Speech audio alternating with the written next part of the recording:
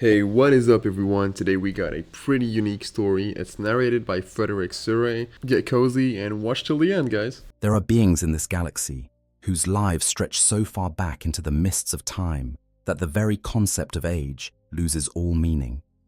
Beings who were already ancient when the Imperium of man was nothing more than a dream in the mind of a golden figure walking the plains of terror.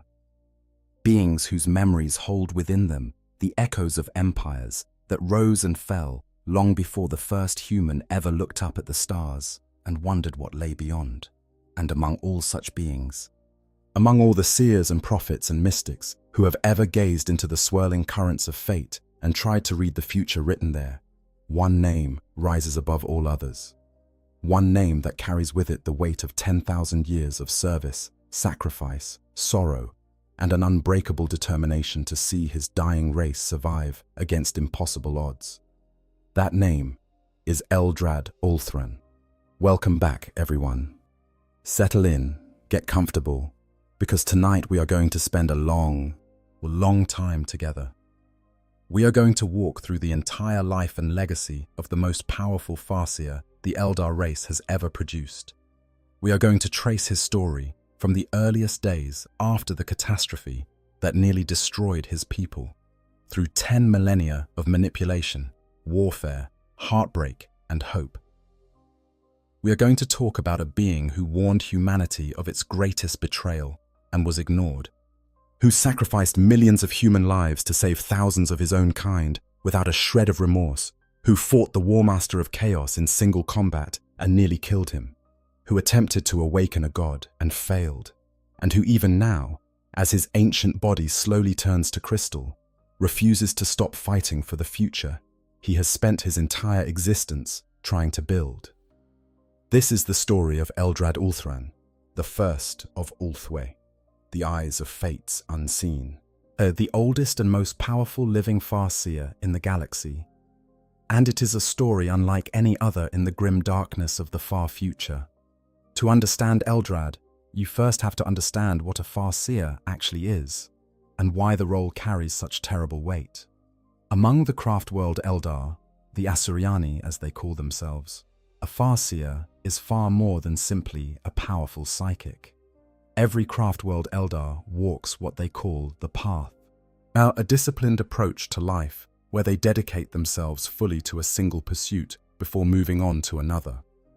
Some walk the path of the warrior, becoming aspect warriors who channel their aggression through ritual and training.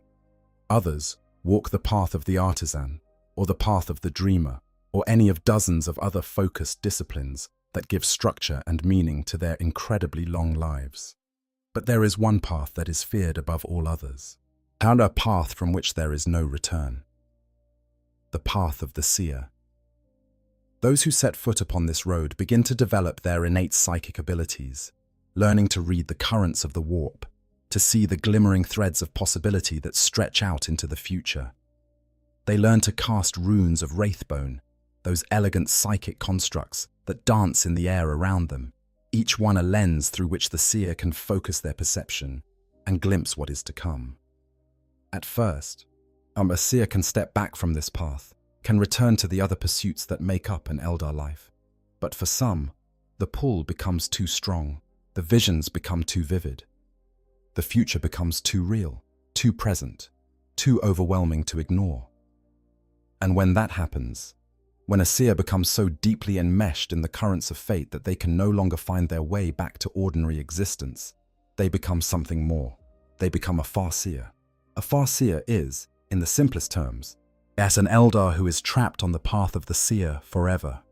They cannot leave. They cannot turn away. The future is always with them, always pressing against the edges of their consciousness, a constant flood of possibility and probability that would drive a lesser mind to madness. And yet, Farseers do not simply endure this burden. They master it. They learn to navigate the endless branching paths of what might be, and to identify the critical moments where a single action can shift the course of events for entire civilizations. They become the guides and leaders of their people, the ones who make the impossible decisions that determine whether the Eldar survive another century or perish at last. But even this mastery comes at a price that every Farseer knows they will eventually pay. You see, the more deeply a Farseer immerses themselves in the currents of the warp, the more their physical body begins to change. Slowly, imperceptibly at first, their flesh begins to crystallize, their bones harden and grow transparent, their blood thickens with microscopic crystals that catch the light like tiny prisms. Over centuries, over millennia, this process accelerates until the Farseer's entire body has transformed into a statue of pure psychocrystal, a beautiful and terrible monument to a lifetime spent staring into infinity. When this happens, or as the Farseer's spirit is released into the infinity circuit of their craft world, that vast psychic network that connects all Eldar souls, living and dead, into a single communal consciousness. Their crystallized body is left standing in the dome of crystal seers, a sacred grove at the heart of every craft world, where the remains of ancient Farseers stand like a forest of glass trees, forever silent, forever watching. It is, in its way, a kind of immortality, but it is also a kind of death. There the individual is gone. What remains is only an echo, a whisper, in the great chorus of souls that hums through the wraith-bone bones of the craft world itself. This is the fate that awaits every Farseer. This is the fate that has been slowly, relentlessly, claiming Eldrad Ulthran for thousands of years. And yet, he fights on. Even as his body betrays him, even as the crystal grows within his veins and his movements grow slower, and his time in the waking world grows shorter. And Eldrad refuses to surrender to the inevitable, because he has seen what is coming. He has seen the darkness that presses in from every side. And he knows that without him, without his guidance and his foresight, and his willingness to make the terrible choices that no one else will make, the Eldar will not survive to see another dawn. That is who Eldrad Ulthran is. That is the weight he carries. And yet, it would be a mistake to think of Eldrad as a purely tragic figure, that there is a fierce defiance in him, a refusal to accept the inevitable that borders on the cosmic. Where other Farseers have accepted their crystallization as the natural order of things, as the price that must be paid for a lifetime of gazing into the warp, Eldrad has fought against it with every fiber of his being. He has slowed the process, delayed it, held it at bay through methods that not even his fellow Farseers fully understand. Some believe he draws on the power of the Staff of Ulthamar, that ancient relic that connects him to the infinity circuit of Ulthwé itself. Others suggest that his sheer psychic potency, unmatched by any other living Eldar, generates a kind of resistance to the crystallization that less powerful seers cannot replicate. Still others whisper that Eldrad has simply refused to die, and that the universe, cowed by 10,000 years of being told what to do by this ancient, stubborn Farseer, has decided not to press the issue. Whatever the truth, the result is the same. Eldrad Ulthran lives. He endures. And as long as he endures, the Eldar have a champion, a guide, a voice that speaks from the depths of an experience so vast and so varied that it encompasses the entire history of the galaxy since the fall. Let me paint a picture for you. Close your eyes, if you like, and imagine the dome of crystal seers aboard Craftworld Ulthwé. It is a vast, echoing space, filled with the ghostly luminescence of wraithbone trees that glow with a soft, as ethereal light. Among the branches of these trees stand the crystallized forms of Farseers past, hundreds of them, perhaps thousands, each one frozen in the moment of their final transformation, their features rendered in glass-clear psychocrystal that catches and refracts the light into rainbows of impossible delicacy. And there, among these silent monuments to the passage of time, sits Eldrad. His legs are folded beneath him, his staff of Ulthamar resting across his knees, yet his eyes closed as his consciousness drifts through the infinity circuit that hums beneath the floor. The runes hover around him in a slow, lazy orbit, each one a window into a possible future, each one whispering its secrets in a language that only he can hear. His armor, the armor of the last runes, glints in the pale light, the inscriptions upon its surface telling a story of endurance, of perseverance, of a refusal to surrender that has lasted longer than most empires. Like he is the oldest living voice of a civilization that once ruled the stars. He is the keeper of memories that no one else can access, the guardian of secrets that no one else can comprehend. He is, in every sense that matters, the last true link between the Eldar that were and the Eldar that might yet be. And now, let us trace the path that brought him here, to this moment, standing at the edge of extinction with the fate of an entire civilization balanced on his crystallizing shoulders. The fall and the damned craft world. To understand the world Eldrad was born into, you have to go back to the very beginning, to the cataclysm that defined everything the Eldar have been for the last 10,000 years. Because the Eldar were not always a dying race. They were not always scattered refugees clinging to the last remnants of a shattered civilization. Once, long ago, they were the undisputed masters of the galaxy, a species so advanced, so powerful, and so utterly beyond anything else that existed that they could reshape reality itself with nothing more than a thought.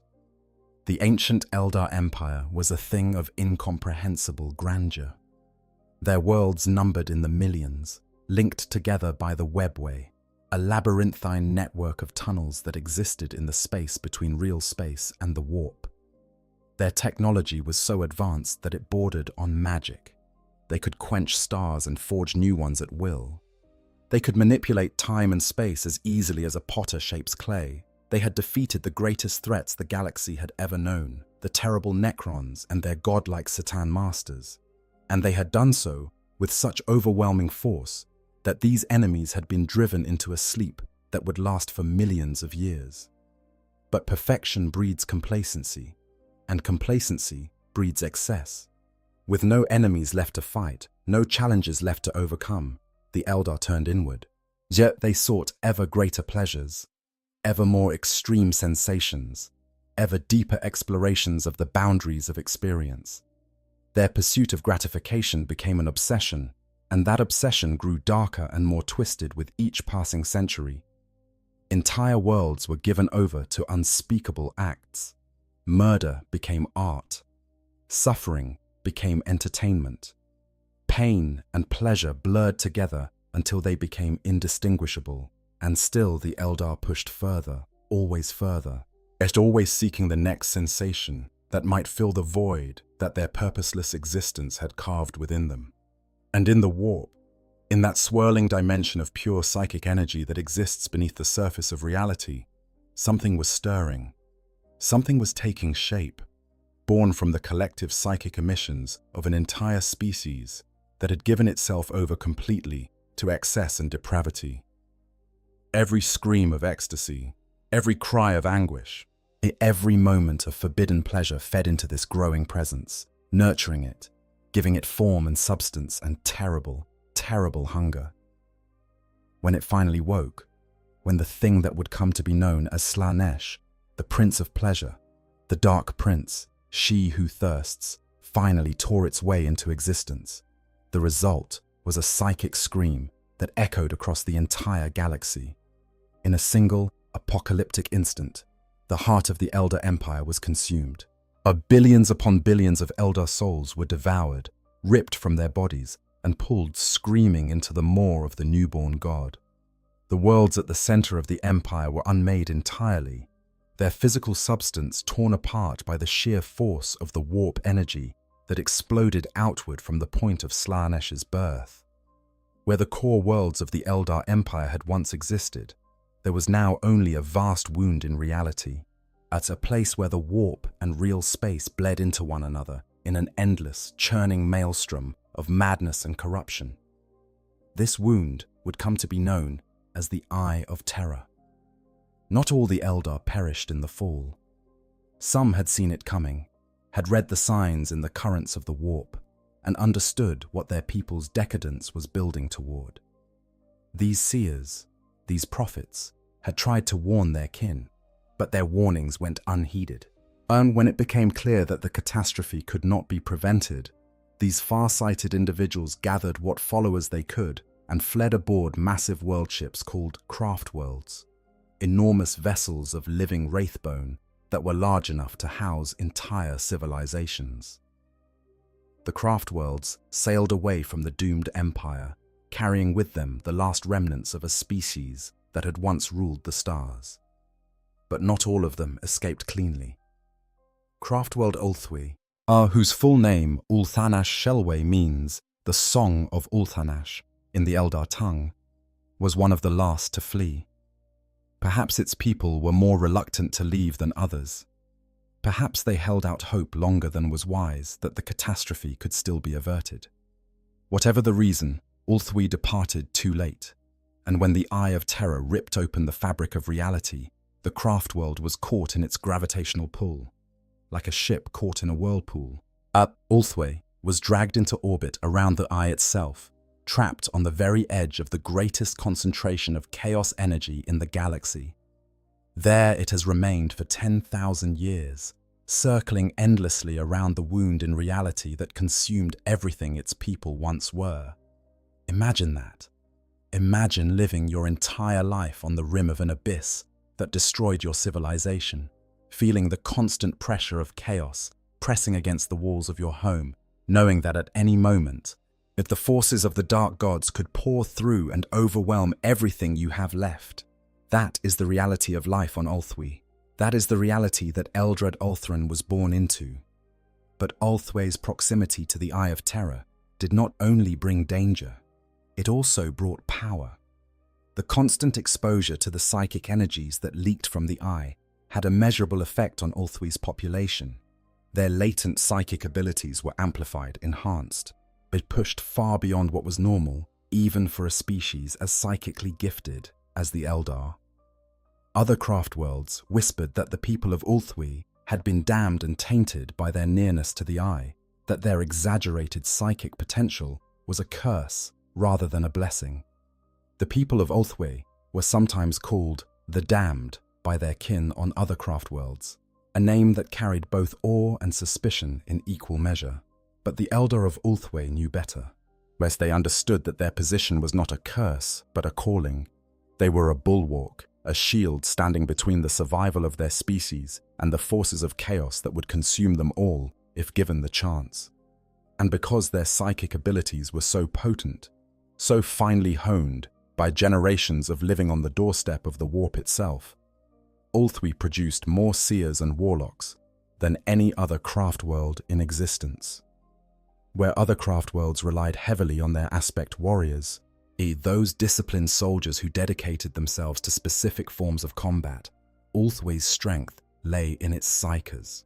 The path of the seer was walked more frequently and more deeply on Ulthwe than anywhere else, and the Farseers who emerged from that path were among the most powerful in the entire Eldar race.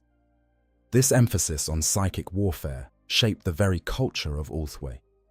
Because so many of its people were dedicated to the path of the seer, yet the craft world had fewer aspect warriors than most. To compensate, Ulthwe maintained a large standing army of highly trained citizen soldiers known as the Black Guardians, named for the somber color of their armor. These Guardians were far better trained and equipped than the Guardian militias of other craft worlds, ready to respond at a moment's notice to the endless attacks that came from the Eye of Terror. They fought alongside the warlocks and farseers of Ulthwe, guided by psychic foresight, striking with precision and withdrawing before the enemy could mount an effective response. And presiding over all of this, standing at the center of the web of fate that he had spent millennia weaving, was Eldrad Ulthran. The symbol of Ulthwe is the Eye of Isha, a stylized eye with a single tear falling from it. It represents the sorrow of Isha, the Eldar fertility goddess, from whom the Eldari believe they descend. According to legend, Isha wept bitterly when Asurian, the king of the Eldar gods, ordered her separation from her mortal children. The craftsmith Vol forged her tears into glittering spirit stones, so that her grief might not be in vain. Today, the warriors of Ulthwe bear this symbol as their sigil. a reminder of the godhood they lost long ago. It is a fitting emblem for a people who have spent 10,000 years mourning what was destroyed and fighting to preserve what remains. And it is a fitting emblem for Eldrad himself, who has spent those same 10,000 years shedding tears that no one ever sees, mourning futures that will never come to pass, and sacrificing pieces of his own soul to buy his people one more day, one more year, one more century of survival. Before the seer, a musician at the edge of ruin. What was Eldrad Ulthran before he became the most feared and revered Farseer in the galaxy?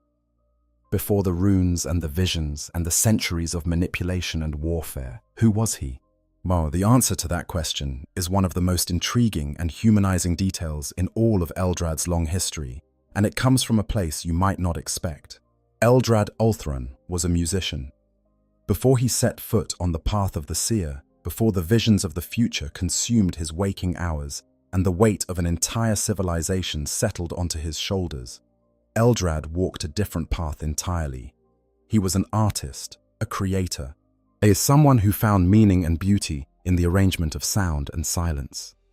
We do not know what instrument he played or what kind of music he composed. The lore does not give us those details, and perhaps that is appropriate. The specifics matter less than what they tell us about the man behind the legend, because music is an act of creation, not destruction. It is an expression of emotion, of connection, of the deeply felt need to communicate something that words alone cannot capture. And the fact that Eldrad began his impossibly long life as a musician tells us something fundamental about his character. He was not born to be a weapon. He did not emerge from the womb with runes swirling around his head and visions of the future burning behind his eyes. He was, at the beginning, simply an Eldar who loved beauty and sought to create it. Whatever drove him from the path of the artist and onto the path of the seer, it was not a desire for power or a hunger for knowledge. And it was something else, something deeper, something that we can only guess at from the fragments of information that have survived the long millennia. What we do know is that even after thousands of years as a Farseer, Eldrad retained his appreciation for music. He apparently still has quite an ear for it, a small but telling detail that suggests the musician never truly died. He was simply buried beneath layers of duty and responsibility and the relentless weight of prophecy. Somewhere beneath the ancient crystallizing exterior of the most powerful seer alive, there is still a part of Eldrad that remembers what it was like to create something beautiful simply for the sake of beauty itself. It is also worth noting that Eldrad's name itself carries meaning. Eldrad Ulthran translates roughly to First of Ulthwe in the Eldar lexicon, and this is not merely a title. It speaks to his fundamental identity, as his deep and inextricable connection to the craft world that has been his home for 10,000 years. He is Ulthwe, and Ulthwe is him. The two are so deeply intertwined that to speak of one is to speak of the other. Every decision he has made, every manipulation he has engineered, every sacrifice he has demanded, has been in service of this one overriding purpose, the survival of his craft world, and through it, the survival of his entire species. But Eldrad was not always the dominant voice on Ulthwe. Before he became the High Farseer, he was simply one member of the Seer Council, the governing body of the craft world that consisted of its most powerful and experienced psykers. And his time on that council was, by all accounts, a surprisingly turbulent one. Eldrad was the Eldar responsible for much of what the path of the seer would eventually become. The original seers of the Eldar were more like ancient soothsayers and mystics, at using intuitive and unstructured methods to peer into the future. It was Eldrad who formalized and refined these practices, who introduced the system of psychic runes that would become the hallmark of Eldar divination. He was inspired in this endeavor by the Phoenix Lord Asurman, the first and greatest of the Aspect Warriors, who had introduced the concept of the path system to the Eldar in the aftermath of the Fall. Asurman created the paths of the warrior to give discipline and structure to the violent impulses that the Elder could no longer afford to leave unchecked. Eldrad took this same principle and applied it to the psychic arts, transforming the chaotic and dangerous practice of warp gazing into a disciplined and systematic methodology that could be taught, refined, and passed down through generations. This was, in itself, a monumental achievement. The creation of the modern path of the seer is one of those contributions that is so fundamental, so deeply woven into the fabric of Eldar society, that it is easy to forget that someone had to actually do it. Before Eldrad, the Eldar seers were wild prophets, untethered to any structure or discipline. After Eldrad, they were Farseers, wielders of 4,000 runes, masters of a craft as precise and demanding as any martial art. The difference between those two states is the difference between a bonfire and a laser. Both produce light and heat, but only one can be aimed. But Eldrad's rise to prominence on the Seer Council was not a smooth or peaceful process. There was a peculiar pattern, one that has been noted by historians and scholars of Eldar history, with varying degrees of suspicion. Before Eldrad became the High Farseer of Ulthwé, there was a strange tendency for his superiors on the Seer Council to meet untimely ends. Specifically, the senior Farseers above Eldrad had a habit of being killed on missions, often at moments that coincided with the arrival of Phoenix Lords on the craft world. This happened at least twice in the days before the Great Crusade. The first incident occurred when Eldrad and a more senior female Farseer journeyed alongside the Phoenix Lord Asumen on a quest to find a legendary Exodite oracle, as a seer who was believed to have been the very first Eldar to foresee the fall. The journey took them deep into dangerous territory, and when they found the oracle, it turned out to be something far worse than they had anticipated. The being they had sought was actually a keeper of secrets, one of the greater demons of Slaanesh, disguised as the ancient seer. In the battle that followed, Eldrad's superior was killed. Eldrad survived. The second incident followed a similar pattern. When the Phoenix Lord Jane Zar visited Ulthwé, she advised the craft world against attacking a growing orc horde. The most senior Farseer on the council agreed with Jane Zar's assessment, but Eldrad disagreed. He saw a different path, one where the orc threat, if left unchecked, would grow into something that could destroy Ulthwé entirely. Jane Zar's plan, as it turned out, was to allow the orc horde to attack and damage Ulthwé, precisely because she believed the destruction that resulted would prevent an even greater disaster further down the line. It was the kind of cold, utilitarian calculus that the Phoenix Lords were known for, a willingness to sacrifice the present for the sake of a distant and uncertain future. Eldrad would have none of it. He convinced enough of the council to support a preemptive strike against the orcs, and in the campaign that followed, the senior Farseer who had sided with Jane Zar was killed. Once again, Eldrad survived. Whether these deaths were the result of genuine misfortune, the cruel mathematics of fate, or something more deliberate on Eldrad's part, is a question that the lore leaves deliberately ambiguous. Was the future itself clearing the path for the Farseer it needed most? Or was Eldrad already demonstrating the ruthless pragmatism that would come to define his 10,000-year career? The answer, perhaps, is both.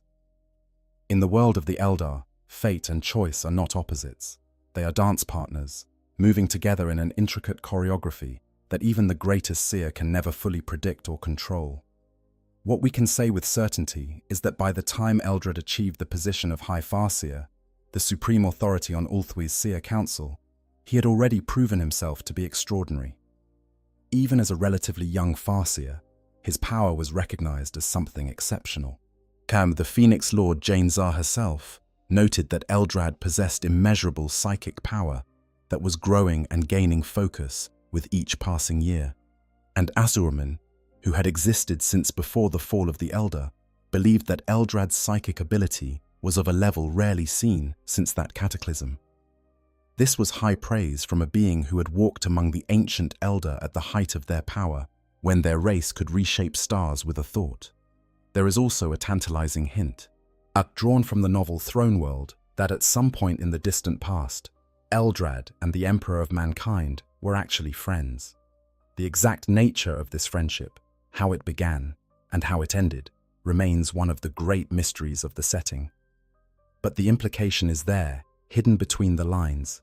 that two of the most powerful psychic beings in the galaxy once knew each other on personal terms, spoke as equals, perhaps even shared a common vision for the future of the galaxy. Whatever happened to end that relationship, and many suspect it had something to do with the Emperor's journey to Molech and the bargain he struck with the Chaos Gods there, it left a scar that echoed through the millennia that followed. By the time of the Great Crusade, the period when the Emperor of mankind was sending his 20 Primarch sons out to conquer the galaxy in his name, Eldrad was already ancient. Already, he had spent centuries reading the currents of fate and guiding the craft world of Ulthwé through danger after danger. Already, he had developed the intricate web of alliances, manipulations, and contingency plans that would become his signature approach to galactic politics. And already, he could feel the stirrings of something terrible on the horizon, a darkness gathering in the warp that would make the fall itself seem like a gentle sunset by comparison. The Age of Darkness was coming. Ahom and Eldrad Ulthran was the first to see it. The Horus Heresy, warning the wrong Primarch. Of all the moments in Eldrad's impossibly long life, there is one that stands above the rest as a turning point not just for him, but for the entire galaxy.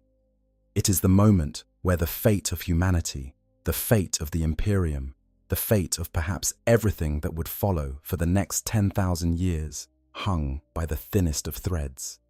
And it is the moment where that thread snapped, not because of malice or weakness or incompetence, but because the universe has a way of placing the right message in the wrong hands. Eldrad saw it coming. Deep in the dome of crystal seers aboard Ulthwé, surrounded by the silent statues of Farseers who had crystallized millennia before him, Eldrad cast his runes and watched the future unfold. And what he saw filled him with a dread that even he, with all his millennia of experience, had never known before. He saw the Warmaster Horus, as greatest of the Emperor's sons, turning against his father. He saw the Imperium of man tearing itself apart in a civil war of unimaginable scale. He saw the forces of chaos reaching out from the warp to corrupt and consume the one species that might still serve as a bulwark against their advance. He saw an age of darkness descending on the galaxy, a time of suffering and horror that would make the fall of the Eldar look like a mere prelude, and he knew that he had to act. This was not a simple decision. The Eldar and the Imperium of man were not allies. They were barely even acquaintances. The humans regarded the Eldar with suspicion and hostility, viewing them as untrustworthy Xenos at best and dangerous enemies at worst. And the feeling was mutual. The Eldar had watched with growing alarm as the Emperor's great crusade swept across the galaxy, conquering world after world, destroying any civilization that refused to submit to human rule. They had seen the Emperor's armies burn Eldar maiden worlds, those pristine planets that the Eldar had seeded with life millennia ago and reserved for future colonization. The relationship between the two species was, to put it mildly, complicated. But Eldrad was nothing if not pragmatic. He understood, with the clarity that only 10,000 years of foresight can provide, that humanity was essential to the survival of the galaxy. The Eldar were a dying race, their numbers dwindling with every passing century, their gene pool shrinking, their cultural memory fading. They could not fight chaos alone. They needed humanity, with its vast numbers and its boundless capacity for both creation and destruction, to serve as what Eldrad called the firebreak against chaos. Without humans, the Eldar would fall, and the galaxy would follow shortly after. So Eldrad made the decision to reach out, to warn the Imperium of the betrayal that was coming, to give them a chance to prevent the catastrophe before it was too late. But who to warn? The Emperor himself was far away on Terra, locked behind the walls of his palace, pursuing his own secret projects in the labyrinth beneath the Himalayan mountains. Reaching him directly would be extraordinarily difficult, perhaps impossible.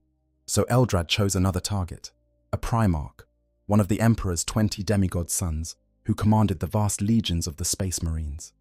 And the Primarch he chose was Fulgrim, the master of the Emperor's children, the Third Legion. It was, in hindsight, the worst possible choice. The meeting took place on a maiden world called Tarsus, a lush and beautiful planet that the Eldar had cultivated over millennia. Eldrad came in good faith, accompanied by a retinue of Ulthwy's finest warriors, including his most trusted advisor, the ancient Wraithlord Kirian Goldhelm. He came prepared to lay bare the truth of what he had foreseen, to share the most dangerous and sensitive intelligence that any Farseer had ever carried, in the desperate hope that a Primarch of the Imperium would listen. Fulgrim came as well, accompanied by his bodyguards and his senior officers, and at first, the meeting seemed to go well enough. Both parties observed the formalities, words were exchanged, information was shared. Eldrad spoke of Horus, of the corruption that was spreading through the War Master's ranks, and of the impending betrayal that would shatter the Imperium if it were not stopped. But as the conversation progressed, Eldrad began to sense that something was terribly wrong. There was a darkness around Fulgrim, a subtle wrongness that grew more apparent with each passing moment. The Primarch's responses were off, his reactions delayed or misdirected, as if he were listening to a different conversation entirely. And then Eldrad saw it. On perceived it with the psychic senses that had been honed over millennia of reading the warp. Fulgrim was already corrupted. The demon blade he carried, a cursed weapon that housed a greater demon of Slaanesh, had already begun its insidious work on the Primarch's mind. The warning had come too late. Fulgrim was already lost. What followed was a disaster. When Eldrad realized the truth, he knew that he could not allow Fulgrim to leave. A corrupted Primarch, armed with the knowledge that the Eldar had tried to intervene in the affairs of the Imperium, was too dangerous to set free. So Eldrad and his retinue attacked, attempting to kill the Primarch and his bodyguards before they could escape and spread their corruption further. But a Primarch, even a corrupted one, is one of the most formidable beings in the galaxy. Fulgrim was a warrior of supernatural speed and strength, empowered by the dark energies that coursed through his demon blade. The battle was savage and brief. Kirian Goldhelm, the ancient Wraithlord who had been Eldrad's most trusted advisor for centuries, was destroyed. An avatar of Cain, one of the living fragments of the Eldar god of war, was brought low. Many of Ulthwy's finest warriors fell, and in the end, Fulgrim escaped. The consequences of this failed meeting were catastrophic and far-reaching. Fulgrim, now fully aware that the Eldar had attempted to interfere in Imperial affairs, had launched a campaign of retribution. He ordered widespread virus bombings of multiple Elder Maiden worlds, destroying entire ecosystems that the Eldar had spent millennia cultivating. These beautiful, pristine planets, each one a future home for a species that desperately needed every scrap of territory it could claim, were reduced to lifeless husks in a matter of hours. It was this act, more than any other, that cemented Eldrad's deep and abiding distrust of the human race. He had tried to help them. He had put aside millennia of suspicion and hostility, had risked his own life and the lives of his most valued companions, had shared the most dangerous intelligence he possessed, all in the hope that one act of good faith might avert a galactic catastrophe. And what had he received in return? The destruction of his people's worlds, the death of his closest advisor, the knowledge that his warning had been not merely ignored, but turned into a weapon against the very people who had offered it. But Eldrad did not give up.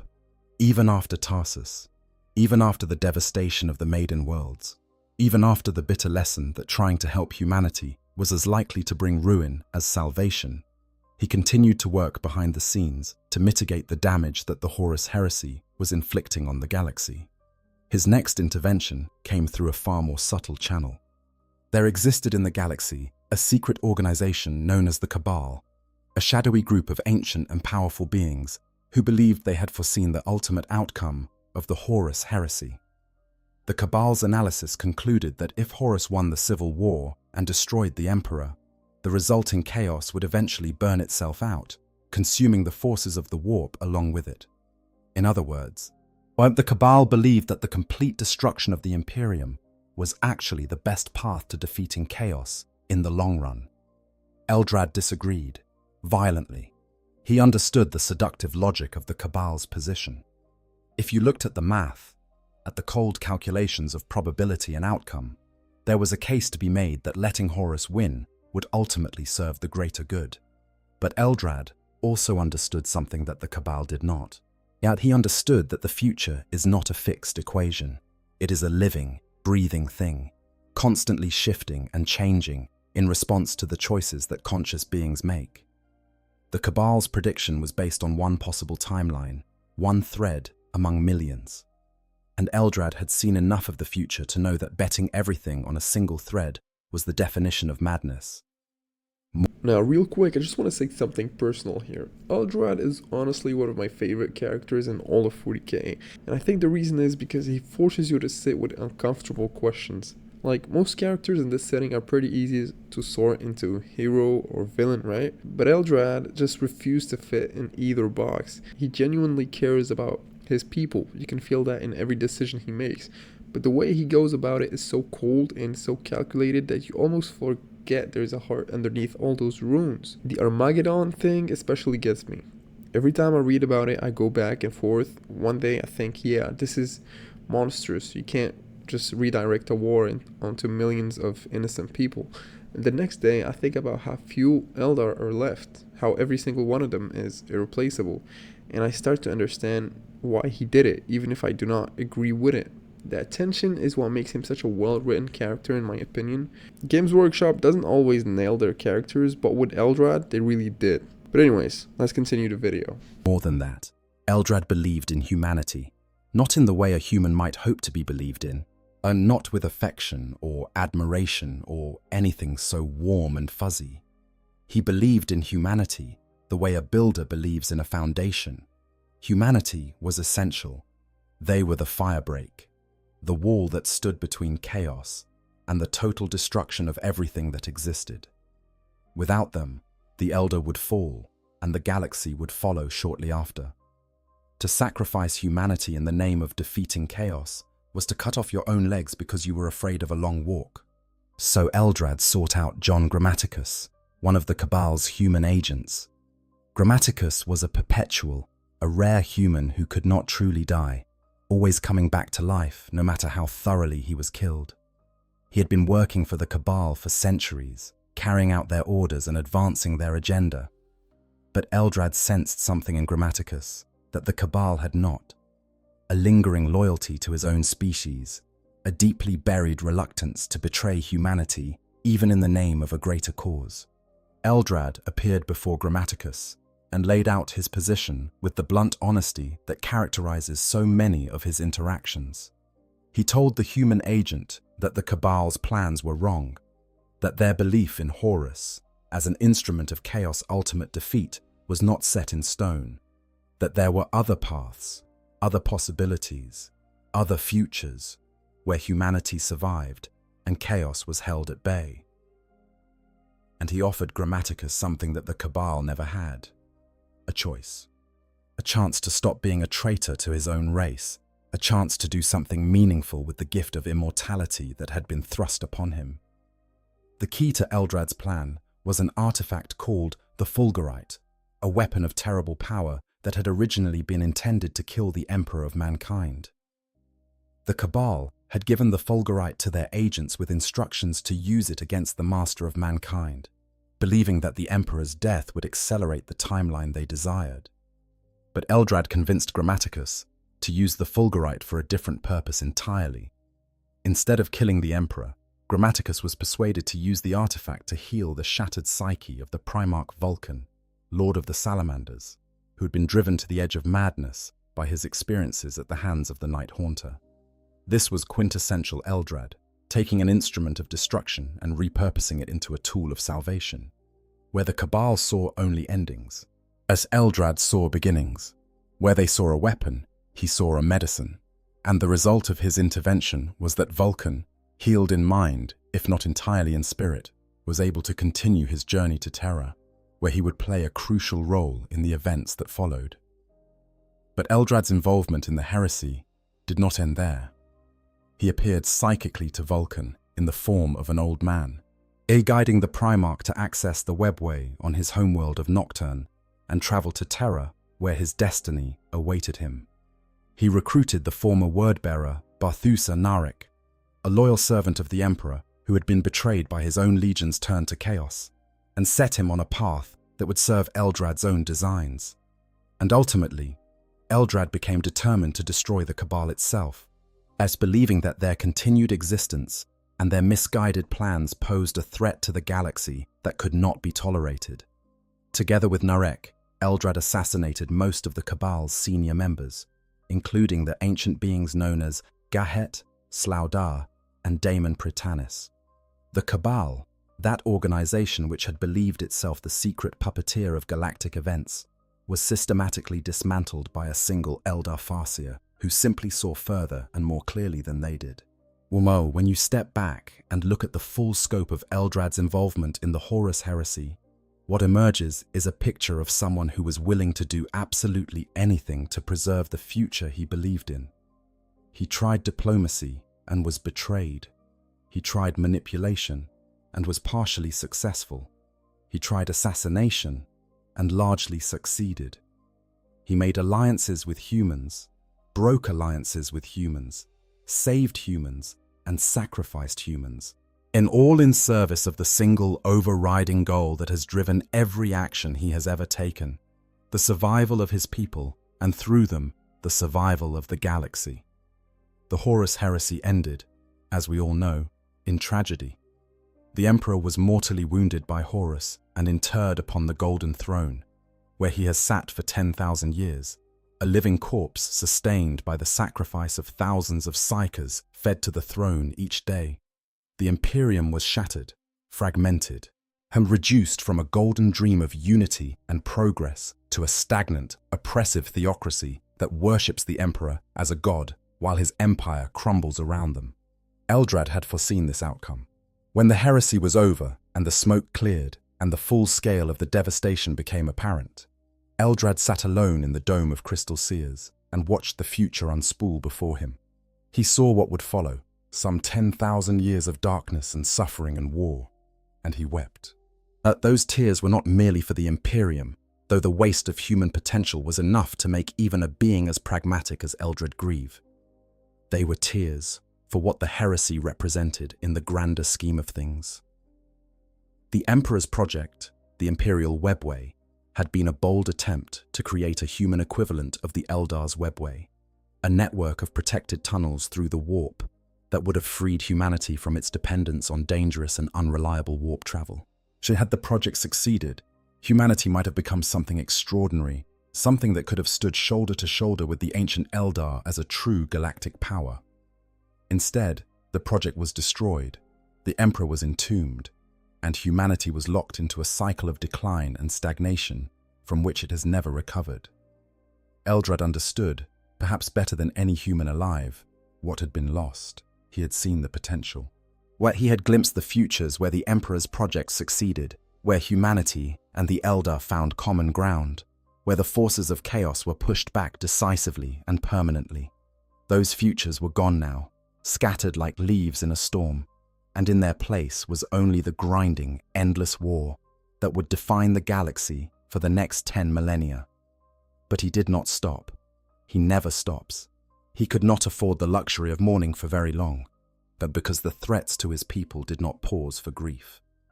The fall had scattered the Eldar across the galaxy, and the craft worlds that survived were isolated, vulnerable, each one a tiny island of civilization in an ocean of hostility.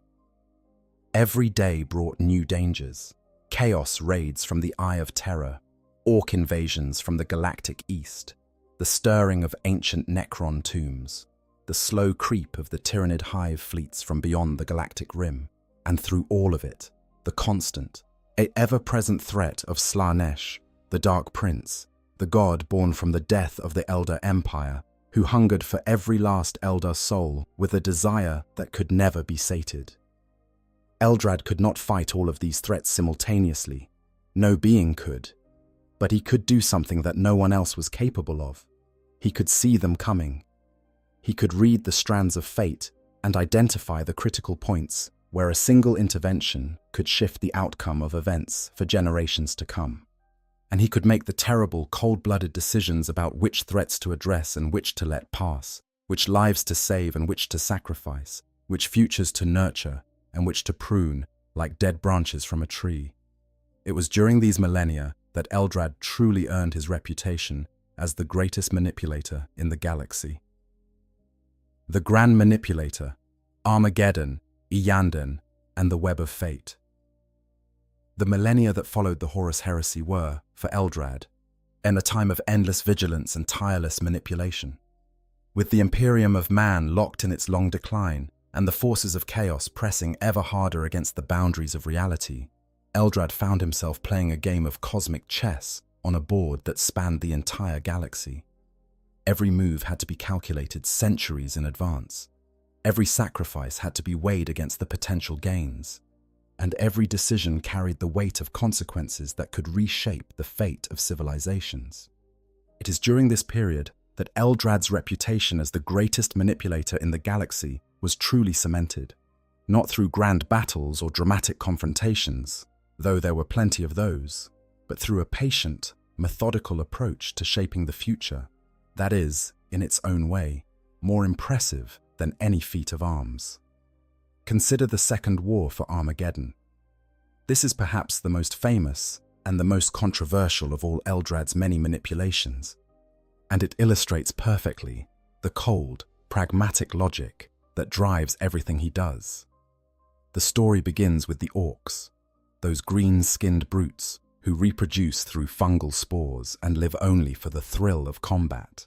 In the far reaches of the galaxy, various orc war bosses were building their power, assembling massive hordes of warriors that could, if left unchecked, threaten the craftworlds themselves. Or Eldrad saw this threat developing through his divinations and determined that something had to be done to redirect it. His solution was as elegant as it was ruthless. Through a series of carefully orchestrated Eldar raids against specific orc-held worlds, Eldrad subtly shifted the balance of power among the competing orc factions. He weakened certain war bosses while allowing others to grow stronger, tipping the scales of orc internal politics in a direction that served his own purposes. The result of these manipulations was the rise of Gazkul Mag Uruk Thraka, an orc of exceptional cunning and ferocity, who would eventually become the most powerful orc warlord the galaxy had seen since the legendary beast that had nearly destroyed the Imperium millennia earlier. But Eldrad did not simply elevate Gazkul for the sake of it. He did so with a very specific destination in mind. Through further manipulations, Eldrad ensured that when Gazkul finally launched his great crusade of violence, his massive green tide would crash not against the craft worlds, but against the imperial hive world of Armageddon. The Second War for Armageddon was a catastrophe for the Imperium. Millions of human soldiers and civilians died in the brutal fighting as Gazkul's horde swept across the planet. Cities were destroyed. Entire regiments of the Imperial Guard were wiped out. It was one of the bloodiest and most devastating conflicts in recent Imperial history, and it was entirely Eldrad's doing. He did it to save 10,000 Eldar lives. 10,000. That was the number that Eldrad's foresight had shown him. 10,000 Eldar, who would have died if the Orc horde had been allowed to move against the craftworlds, instead of being diverted to Armageddon. In the cold mathematics of Eldrad's calculations, whilst the lives of millions of humans were weighed against the lives of 10,000 Eldar, and the humans were found wanting. Let that sink in for a moment. Really think about what Eldrad did here. He did not stumble into this outcome. He did not make a mistake that had unintended consequences. He sat down.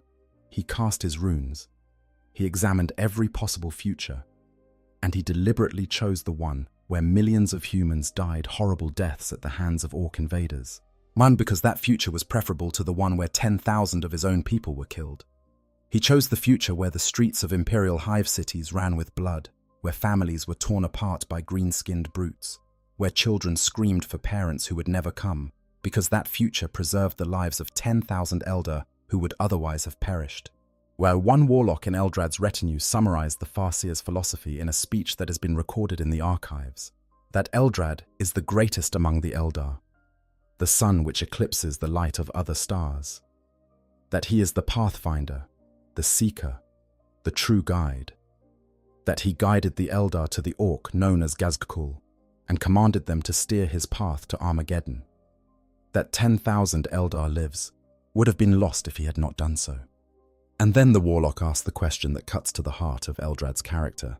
What sacrifice is a million humans for such a cause? It is a question that does not have an easy answer. Not because Eldrad was cruel, though many would argue the point. Not because he hated humanity, though his distrust of them ran deep after the disaster on Tarsus. But because the Eldar were a dying race, their numbers finite and irreplaceable, while humanity counted its population in the trillions. Every Eldar life was a candle flame in a darkening room, and Eldrad would burn down entire cities before he would let a single one of those flames go out. This is what makes Eldrad such a fascinating and morally complex character. He is not evil. He does not take pleasure in the suffering of others. But he is absolutely, uncompromisingly committed to the survival of his species, and he will sacrifice anything and anyone to achieve that goal. He would tell you, if you asked, that the decision was not even difficult. The math was clear. The future was clear. The only question was whether he had the will to do what needed to be done, and the answer to that question was never in doubt. But Armageddon was only one thread in the vast web that Eldrad was weaving. Even as the orcs were tearing Armageddon apart, Eldrad was already looking ahead, already seeing new threats forming on the horizon. When the Tyranids first began their advance toward the Milky Way, it was Eldrad who sensed their approach before any other being in the galaxy. These vast alien swarms, these devouring organisms that stripped entire worlds of all biological matter, represented a threat unlike anything the Eldar had ever faced. And Eldrad, peering into the swirling currents of fate, saw that one of the first craft worlds to feel the Tyranids' hunger would be Iyanden, the great craft world that floated in the eastern reaches of the galaxy. Without Eldrad's warning, Iyanden would have been caught completely unprepared. The Hive fleet designated Kraken was approaching from the galactic east, a tendril of the larger Tyranid invasion force that moved through the void like a living storm. Iyanden was directly in its path, and without advance warning, the craft world would have been overrun before its defenders could muster a response. But Eldrad saw it coming. He sent word to Iyanden, urged them to prepare their defenses, and to recall their warriors from distant campaigns, to awaken the spirit constructs that slumbered in their infinity circuit. And because of his warning, because of his foresight, Iyanden was able to mount a defense. It was a desperate, bloody defense that nearly failed, a defense that cost the craft world dearly in lives and spirit constructs, and left it a shadow of its former self. But it survived. Without Eldrad, it would not have. And that was only the beginning. Eldrad's list of interventions reads like a catalogue of averted catastrophes. He prevented the Hrood, those strange and terrifying creatures whose very presence causes time to accelerate and decay, to advance at impossible speed, from infesting Craftworld Saimhan.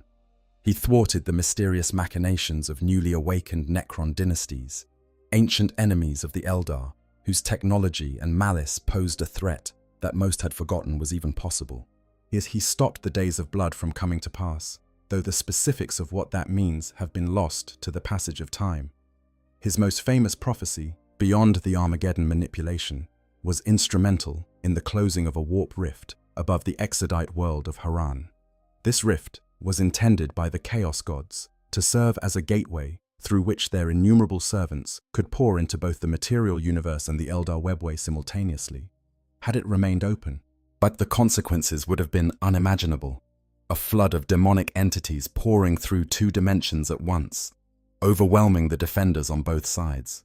Eldrad saw this future and moved to prevent it. For many months, massed Eldar forces from across the galaxy, joined by the mighty Phoenix Lords themselves, fought a tremendous campaign against the forces of chaos under Eldrad's leadership. It was a brutal, grinding war of attrition that claimed the lives of countless Eldar warriors. But in the end, the warp rift was closed, the demonic invasion was prevented, and the world was saved. though the cost was so great that the planet became known as Haranshamash, a name that translates to the world of blood and tears in the Eldar tongue.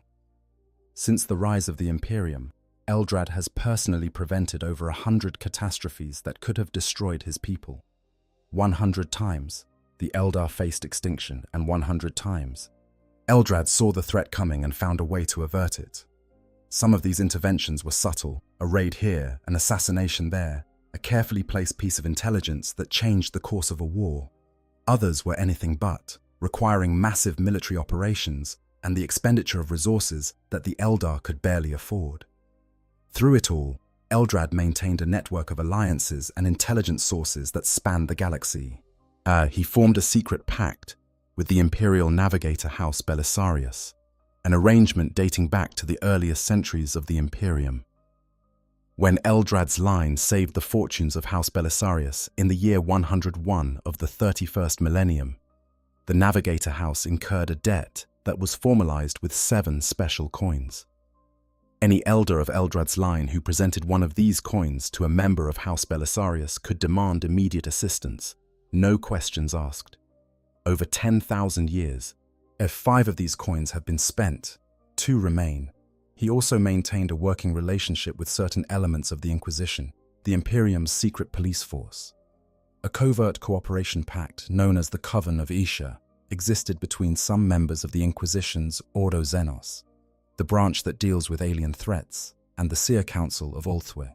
Eldrad even created a special Wraithbone communication chamber hidden aboard an inquisitorial space station, as allowing secure contact between the two parties when the need arose.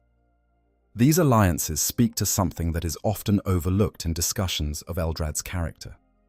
For all his reputation as a manipulator and a deceiver, for all the justified anger that his actions have provoked among humanity, Eldrad is fundamentally a diplomat. He understands that the Eldar cannot survive alone. He knows that in a galaxy filled with threats from every direction, the only path forward is cooperation. However grudging, however temporary, however riddled with mutual suspicion and distrust. He is not above using force when force is needed. He is not above deception when deception serves his purposes. But his preferred method has always been the soft touch, the whispered word, the subtle nudge that redirects the course of events without anyone realizing that they have been redirected. He is a master fencer, to borrow the metaphor from his own lore, or who kills with a single thrust rather than a flurry of blows. Precision, not power, is his greatest weapon, and it is this precision that has kept the Eldar alive for 10,000 years. The duel on Andante IV and the War of the Beast. But even the most skilled diplomat must sometimes draw his blade, and there have been moments in Eldrad's long career when no amount of manipulation or foresight could substitute for the raw application of force. One such moment came on the world of Andante IV, yes, in a confrontation that would test Eldrad's abilities not as a seer or a strategist, but as a warrior. The confrontation was engineered by none other than Abaddon the Despoiler, the War Master of Chaos, the Master of the Black Legion, the being who had inherited the mantle of galactic destruction from Horus himself. Abaddon was many things: a fearsome warrior, a cunning tactician, a charismatic leader of the Chaos forces. But he was also a planner, a schemer who understood that the greatest victories were often won before the first shot was fired. And he had devised a trap specifically designed to eliminate the one being he considered the most dangerous threat to his ambitions. The plan was simple in concept, but diabolical in execution. Abaddon, accompanied by the Chaos sorcerer Zarafistan, launched an attack on a webway gate that led directly to Craftworld Ulthwé. This was not a random act of aggression. Abaddon knew that the Seer Council of Ulthwé would not allow a webway gate so close to their home to fall into enemy hands. He knew that Eldrad would come personally to defend it, and he knew that by controlling the gate, he could cut off the Seer Council's only means of escape from the planet, trapping them and eliminating the leadership of one of the most influential craftworlds in the galaxy in a single stroke. Eldrad saw the trap, of course he did, as his foresight was the most powerful of any Farseer alive, And Abaddon's scheme, clever as it was, could not be entirely hidden from eyes that saw the future as clearly as others saw the present. But seeing a trap and avoiding a trap are not the same thing. Sometimes, the only way to disarm a trap is to walk into it with your eyes open and trust in your ability to survive what waits on the other side. So Eldrad came to Andante 4. He came with the full might of Ulthwé's defenders at his back, and he came with a plan of his own. Pouring his consciousness into the spirit stones that he carried, Eldrad divided his awareness among his lieutenants, guiding multiple strike forces simultaneously through the webway, with a coordination that no other being alive could have achieved. His psychic storms lashed the enemy from multiple directions at once, his eldritch storm attacks devastating the Black Legion forces wherever they appeared. Yeah, but for all the havoc that Eldrad wreaked upon the battlefield, the true test came when he and Abaddon finally met face to face. It was, by any standard, a deeply unequal matchup.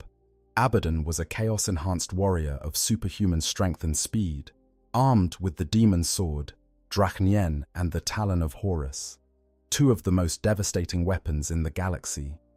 He wore ancient Terminator armor that had been blessed by all four of the Chaos Gods, and he carried with him the combined favor of the Dark Powers, an edge that had seen him survive countless battles against opponents who should have been his equal or his better.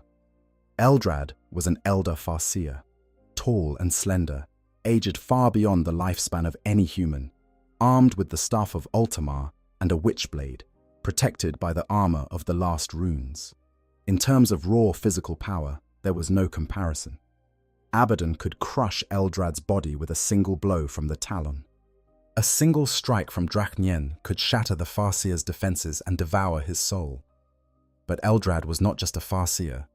He was the Farseer, the most powerful psychic being produced by the Eldar race since the fall, a seer who could read the future with such precision that he could anticipate his opponent's moves before they were even conceived. And the Staff of Ultimar was not just a weapon, it was a masterwork of the purest Wraithbone, while housing the spirit stones of the first Seer Council of Ulthwé itself. It formed a hyperspatial link with the infinity circuit of the entire craft world, and through it, Eldrad could draw on the accumulated power and wisdom of every Farseer who had ever served Ulthwé. The battle between them was titanic. Abaddon struck with the fury of the damned, his weapons carving through the air with killing force, each blow powerful enough to shatter ceramite armor and pulverize stone. The demon sword Draconian screamed with hunger as it sought to devour Eldrad's soul, its blade writhing with sentient malice. The Talon of Horus, that massive power claw that had once torn the throat from a clone of the Warmaster himself, reached again and again for the Farseer's slender form, each swipe carrying the weight of chaos itself behind it. But Eldrad was always one step ahead. His ancient body moved with a fluid grace that defied the crystallization creeping through his veins, guided by a prescience that turned every attack into a miss and every opening into an opportunity. Where Abaddon relied on overwhelming force, Eldrad countered with perfect positioning.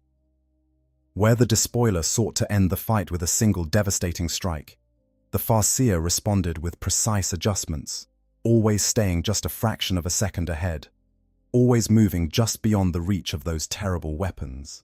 It was a clash of philosophies as much as a clash of arms, by brute force against refined precision, the fury of the damned against the calm of a mind that had been calculating odds and outcomes for 10,000 years. The psychic energies that crackled around Eldrad were visible even to mundane eyes, a corona of blue-white light that wrapped around the Staff of Ultimar and extended outward like a shield of pure will. Abaddon's blows fell against this barrier and were turned aside, deflected, or absorbed entirely. And with each parry, each dodge, and each perfectly timed counterstroke, the Staff of Ultimar found its mark. The staff carved through Abaddon's Terminator armor as if it were paper. The psychic energies that Eldrad channeled through it bypassed physical defenses entirely, striking directly at the being within.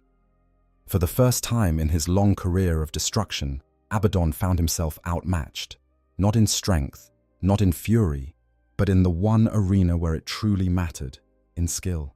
The ancient Farseer read the despoiler like a book, anticipating every feint, every combination, every desperate gambit with the serene confidence of someone who had already seen this fight play out in the runes and knew exactly how it would end. Eldrad prevailed. In that titanic clash of weapons and wills, the ancient Farseer proved himself the superior combatant. The killing blow was poised, at the staff of Ultimar raised for the final strike that would end the despoiler's existence once and for all. But the blow never fell. At the last possible moment, Abaddon's patron gods intervened, whisking their favored champion away from the battlefield in a flash of warp energy. One moment he was there, battered and bleeding and on the verge of death. The next, he was gone, transported back to the safety of the Eye of Terror by the very powers that had empowered him. Eldrad was left standing alone among the bodies of friend and foe, the staff of Ulthamar still raised, the killing blow denied. It was one of those moments that defines the grim irony of the setting. The hero wins the duel, but loses the war. The villain escapes not through his own merit, but through the intervention of forces beyond anyone's control. And the threat that could have been ended forever lives on, to bring ruin and devastation on a galactic scale. Eldrad reportedly knew, as in that moment, that his own end was approaching. Whether this was a literal premonition, or simply the recognition that he had pushed his luck as far as it would go, the encounter with Abaddon left a mark on the ancient Farseer that went deeper than any physical wound. He had seen the face of chaos at its most powerful, had matched his will against the War Master of the ruinous powers, and while he had won the battle, the war was far from over, far.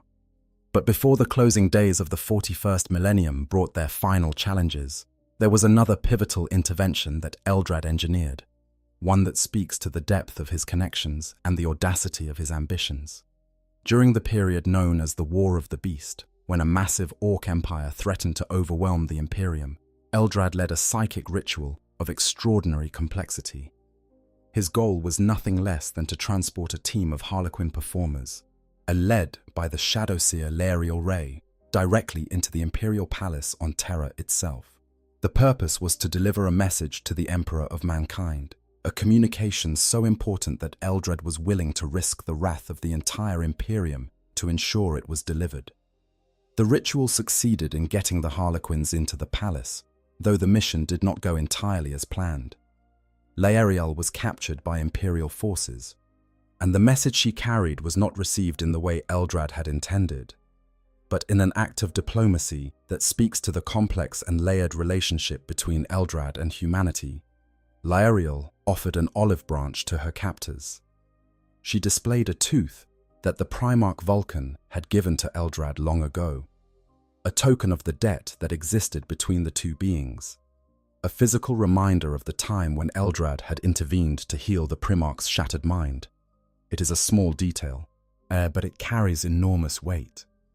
That tooth represented a connection between two of the most powerful beings in the galaxy, a thread of mutual respect and grudging cooperation that had survived 10,000 years of suspicion and conflict.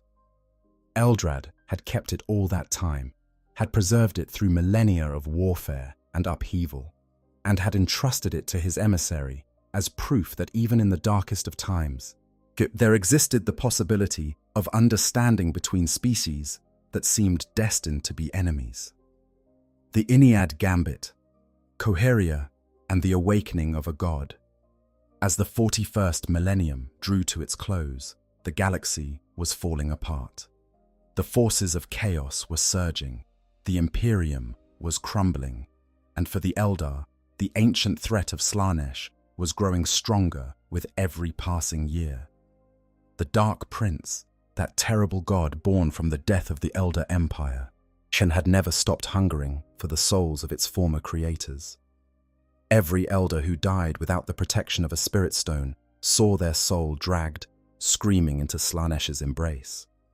Every Eldar who walked the galaxy did so with the knowledge that the Chaos God was watching, waiting, salivating at the prospect of consuming them. For 10,000 years, the Eldar had lived under this shadow. For 10,000 years, They had used their spirit stones and their infinity circuits and their craft world defenses to protect themselves from Slaanesh hunger. But these were stopgap measures, barriers that held the tide at bay, but could not turn it back. Sooner or later, the barriers would fail.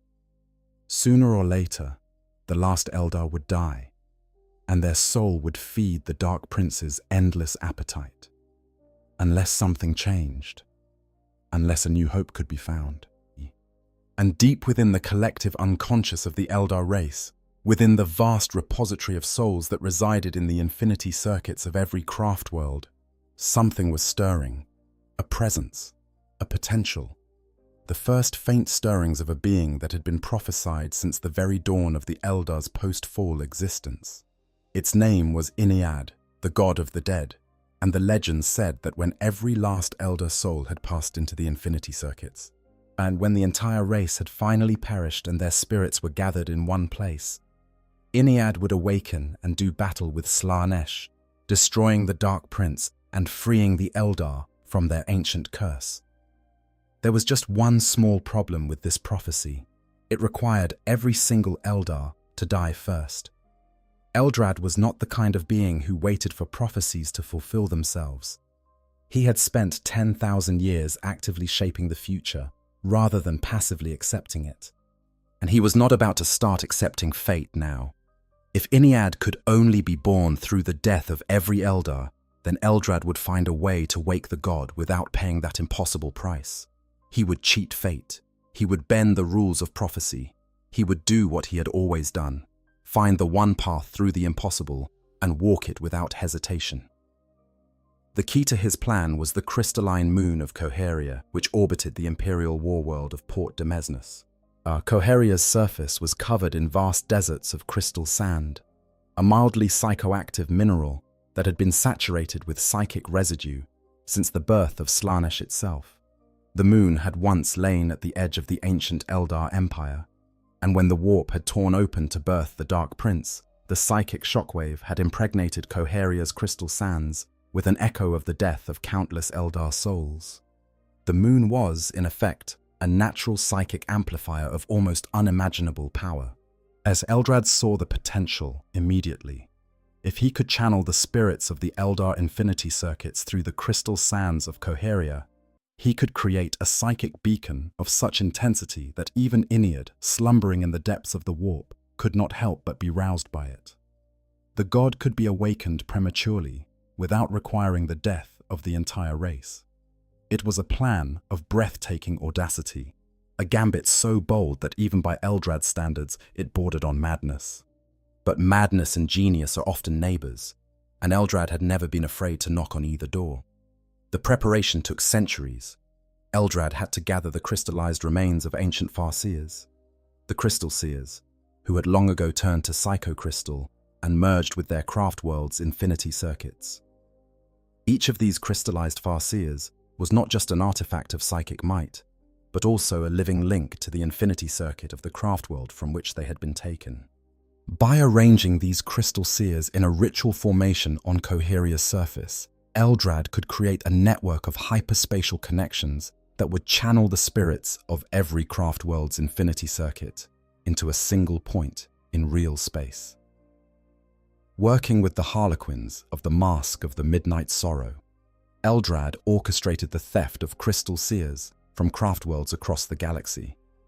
It was an act of such brazen sacrilege that it would have earned him a death sentence on any craft world, as including his own. The crystal seers were revered as honored ancestors, sacred relics of the past that were never to be disturbed. Taking them was not just a crime, it was a blasphemy of the highest order. Eldrad did it anyway. The stakes were too high for sentiment. When everything was in place, Eldrad put the final piece of his plan into motion. Forces from craft worlds, Ulthwi and Saimhan, launched a diversionary attack on Port Demesnes itself, as drawing the Imperium's attention and military resources away from Coheria. The assault was fierce and convincing, and as the Imperium scrambled to reinforce the planet's defenders, Eldrad and his Harlequin allies began the ritual on the moon's surface. The crystal seers were arranged in their formation, each one a conduit to a different craftworld's infinity circuit. Eldrad stood at the center of the arrangement, the staff of Ultima planted in the crystal sand, with his mind reaching out across the galaxy to touch every infinity circuit simultaneously.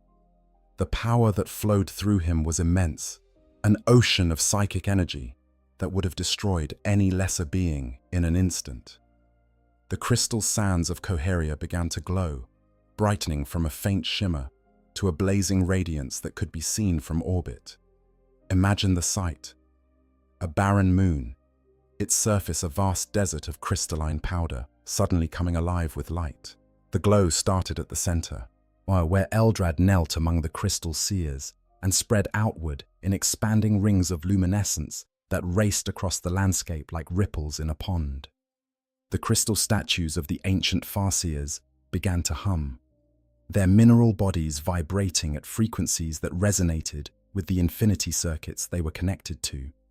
Across the galaxy, on craftworlds separated by hundreds of light years, the infinity circuits flickered and pulsed as their stored souls were drawn toward a single point. The air itself seemed to thicken with psychic potential.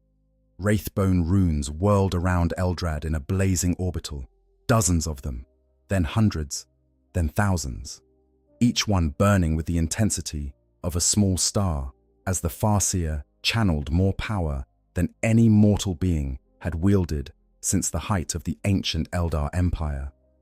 His mind was everywhere at once, touching every craftworld, every infinity circuit, every stored soul. He could hear them, yet the billions of dead Eldar who had passed into the circuits over 10,000 years of post-fall existence, their voices rising in a chorus that grew louder and more harmonious with each passing moment. And deep in the warp, in the formless void, where thought and emotion take shape and substance, something stirred. A presence that had been sleeping for millennia, a potential that had been slowly coalescing from the accumulated psychic residue of an entire species. This began to rise toward consciousness. Inead was waking. The god of the dead, the last hope of a dying race, was responding to the beacon that Eldrad had created. The spirits of the dead were flowing. Billions of Eldar souls, the accumulated dead of 10,000 years of post-fall existence, were being channeled through the crystal seers and into the sands of Coheria. The psychic beacon was building, growing brighter and more powerful with each passing moment. And the moon itself was becoming a psychic sun, a signifier of a new dawn that could reshape the fate of the galaxy. For a breathless moment, it seemed as though the impossible might actually succeed, that Eldrad's mad, brilliant, audacious plan might actually work. And then, the Death Watch arrived. Watch Captain Artemis, a veteran space marine of the Mortifactors chapter and a specialist in hunting alien threats, had seen through the diversion. And while the rest of the Imperial forces rushed to defend Port Demesneus, Artemis took his kill team to Coheria, following the trail of psychic disturbance to its source. What he found there was beyond anything he had expected. An Eldar seer of incredible power, performing a ritual of cosmic scale, surrounded by the crystallized remains of ancient prophets, and guarded by the deadly performers of a Harlequin troupe. The battle was savage and desperate. The Harlequins fought with the acrobatic fury that was their hallmark, their weapons flashing in the growing psychic light. But the Death Watch were the best of the best, warriors drawn from every Space Marine chapter in the Imperium, specifically trained and equipped to fight alien threats. They pushed through the Harlequin defenders, cutting down the performers one by one. The turning point came when Artemis killed the Death Jester, known as Imperium's Spectre, the leader of the Harlequin troupe. With his death, the blessing of the laughing god that had been sustaining the ritual began to fade. Eldrad, straining to hold the enormous psychic energies together, felt the spell begin to unravel. A burst of plasma fire forced him to divert a fraction of his concentration to protect himself, and that tiny lapse was all it took. The spell collapsed. The crystal seers exploded, their accumulated psychic energy blazing uncontrollably through the moon's surface. Coheria itself was doomed, its crystal sands melting and fracturing under the release of power. Eldrad staggered through a webway gate as the moon tore itself apart, fleeing the cataclysm that his own ritual had become. The plan had failed. Inead had not fully awakened. The god of the dead had been roused from its slumber for only the briefest of moments before falling back into darkness. But in that brief moment of partial awakening, something had happened. A spark of Inead's consciousness. A tiny fragment of the god's awareness had shot out across the galaxy like a burning arrow. And that spark found a target. In the dark city of Komorak, in the gladiatorial arenas of the Dark Eldar, a warrior named Ivrain was fighting for her life. She was a being who had walked every path that the Eldar could offer, from aspect warrior to corsair to Dark Eldar succubus. And when that spark of divine awareness touched her, she was transformed. She became the emissary of Inead, yet the prophet of the god of the dead, the founder of a new movement that would call itself the Inari. Eldrad had failed in his primary objective. Inead was not fully awakened, but he had succeeded in something perhaps even more important. He had set in motion a chain of events that would give the Eldar a new hope, a new path, a new reason to believe that their ancient doom could be averted. It was not what he had planned. It was better, and it was worse. Because the cost of this partial success was about to come due in a way that even Eldrad, with all his foresight, had not fully anticipated. Exile, the Inari, and the fall of Kadir. The aftermath of the Battle of Port Demesnes sent shockwaves through Eldar society. The Inari, led by Ivrain, represented something entirely new in the long history of the Eldar race. A faction that drew members from every branch of Eldar culture, Craftworld, Dark Eldar, and Harlequin alike. United by their devotion to Inead and the promise that the god of the dead could free them from Slanesh's curse, the Inari were a beacon of hope in a galaxy drowning in darkness.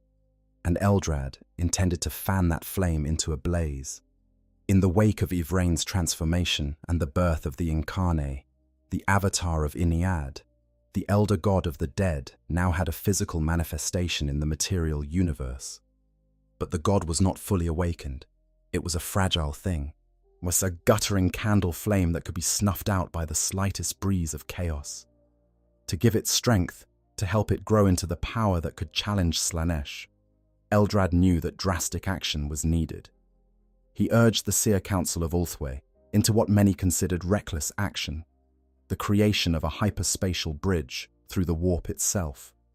This bridge would connect the crystal seers of Ulthwé to those of Bieltan, another major craft world, as creating a tunnel through which the Inari could travel safely across the galaxy. The Seer Council dissented privately, understanding the terrible risks involved. Turning the crystal seers away from their duties in the Infinity Circuit was a heinous taboo. The bridge itself would risk demonic incursion for every moment it remained open. The consequences of failure were too terrible to contemplate. But the Seer Council followed their high Farseer anyway. And such was the weight of Eldrad's authority, the respect that 10,000 years of successful leadership had earned him. Even when they believed he was wrong, even when every instinct screamed that the risks were too great, they trusted that Eldrad saw further than they did, that his calculations accounted for dangers they could not perceive. The bridge was opened, and for a time, it worked. The Inari poured through the passage, traveling across the galaxy in moments, rather than the months or years that conventional travel would have required. But the cost was staggering. The opening of the bridge created waves of psychic disruption that swept across the galaxy.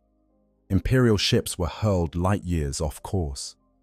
Geller fields, the psychic barriers that protected vessels from the horrors of the warp during faster-than-light travel, were torn open, exposing their crews to the raw nightmare of the Imperium.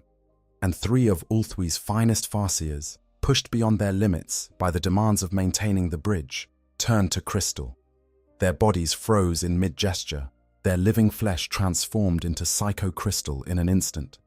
Their spirits cast into the Infinity Circuit without warning or preparation. 3 lives, 3 irreplaceable repositories of knowledge and experience and psychic power, gone in the blink of an eye. When the crisis was over, or when the Inari had passed through the bridge and the passage had been sealed, the Seer Council of Ulthwé turned on Eldrad. The charges were extensive and damning. He had misappropriated his role as leader of Ulthwé, risking the entire craft world for the sake of the Inari cause. He had shown reckless arrogance on Koheria, launching a ritual that had nearly ended in catastrophe. He had sacrificed the war hosts of both Ulthwé and Saimhan in the diversionary attack on Port Demesnes. Yet he had perverted the sacred purpose of the Crystal Seers, using the honored dead as tools for his own designs, and he had caused the crystallization and effective death of 3 of Ulthwé's most valued Farseers. Yvraine spoke in Eldrad's defense, as did some of the Bieltani Eldar, who had been saved by the bridge. The Harlequins intervened to prevent the situation from escalating to violence. But in the end, the verdict was delivered. Eldrad Ulthran was exiled from Craftworld Ulthwé. Think about what that means. For 10,000 years, Eldrad had been the heart and soul of Ulthwé, the guiding intelligence that had steered the Craftworld through danger after danger, the pillar around which the entire community had organized itself.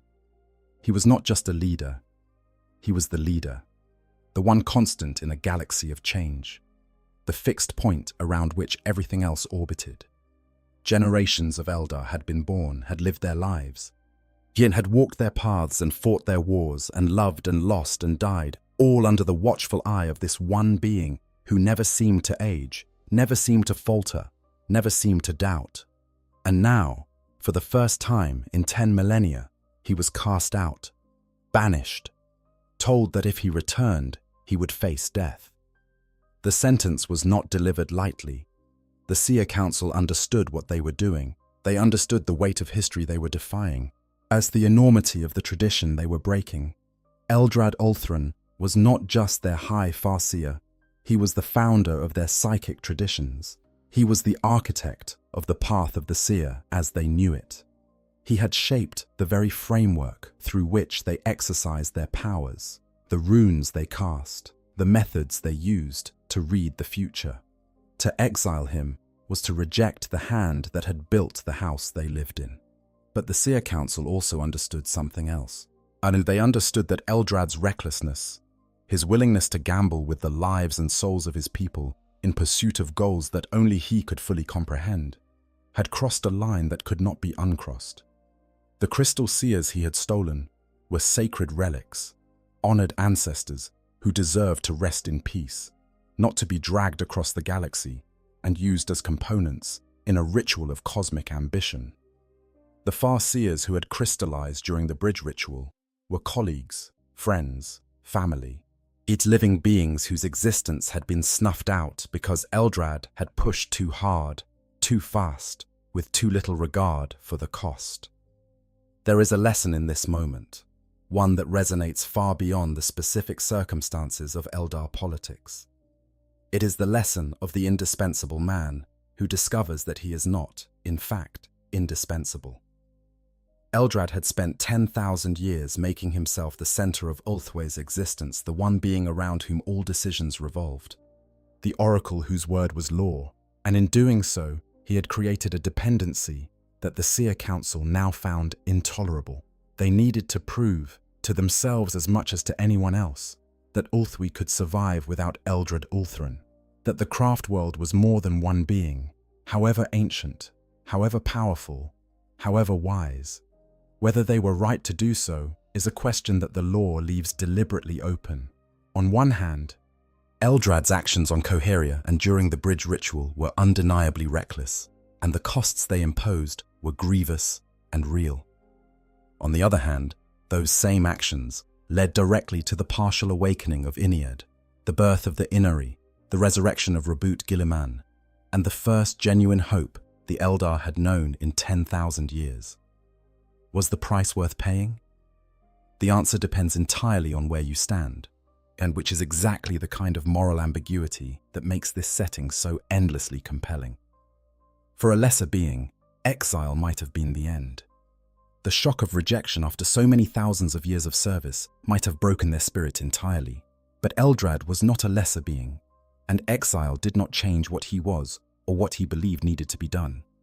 He joined the Inari formally, traveling separately from the main group, but working tirelessly to advance their cause.